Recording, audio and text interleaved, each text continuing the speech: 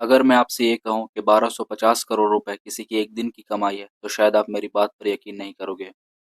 लेकिन मैं बात कर रहा हूँ ब्रिटेन के सबसे बड़े drug smuggler Dennis Howard Marks के बारे में, जिसे पूरी दुनिया मिस्टर नाइस के नाम से भी जानती है। ये ड्रग स्मगलर होने के साथ-साथ one of the best selling book के ऑथर भी थे, जिसकी millions of copies world wide sold out हुई।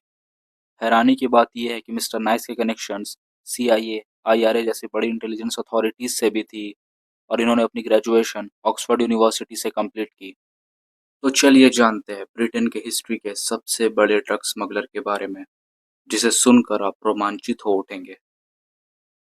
तो कहानी शुरू होती है ब्रिटेन के छोटे से गांव केंटविक हिल से, जहां 13 अगस्त 1945 को डेनिस होवार्ड मार्क्स यानी मिस्टर नाइस का जन्म हुआ। इनके पिता मर्चेंट नेवी में कैप्टन थे और इनकी मां एक स्कूल टीचर थी। ये शुरुआत से ही पढ़ाई में बहुत होशियार थे और अपनी इसी होशियारी की वजह से इन्हें ऑक्सफोर्ड यूनिवर्सिटी में एडमिशन मिल जाती है।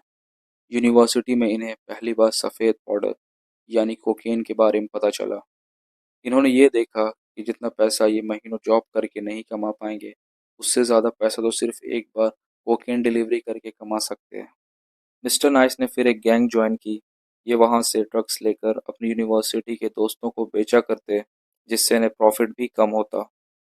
फिर इन्होंने अपने नेटवर्क को फैलाया और बड़े अमाउंट में ड्रग्स स्मगल करना शुरू कर दिए, जिससे उन्हें बहुत प्रॉफिट भी हुआ।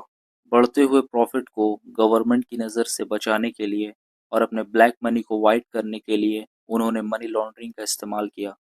मनी लॉन्ड्रिंग एक ऐसा प्रोसेस है जिसमें इलीगल तरीके से ब्लैक मनी को वाइट किया जाता है। सब कुछ सही चल रहा था, फिर उनकी मुलाकात फ्लिस्टन से होती है, जो जर्मनी में ड्रग्स ट्रैफिकिंग के जुर्म में गिरफ्तार था। इसने मिस्टर नाइस की मुलाकात दुर्रानी से करवाई, जो पाकिस्तानी गांजा डीलर था।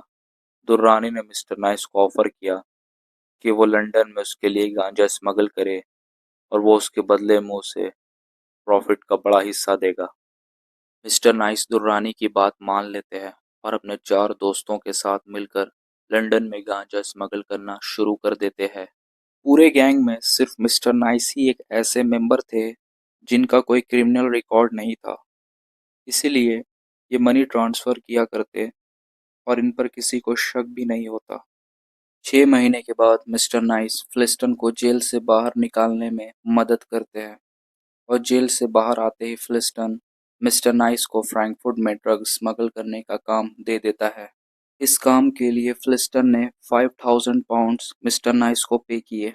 इसी तरह उन्होंने लंदन में अपने 3 दोस्तों के साथ मिलकर 650 केजी गांजा स्मगल किया, जिससे उन्होंने करीब 20,000 पाउंड का प्रॉफिट कमाया।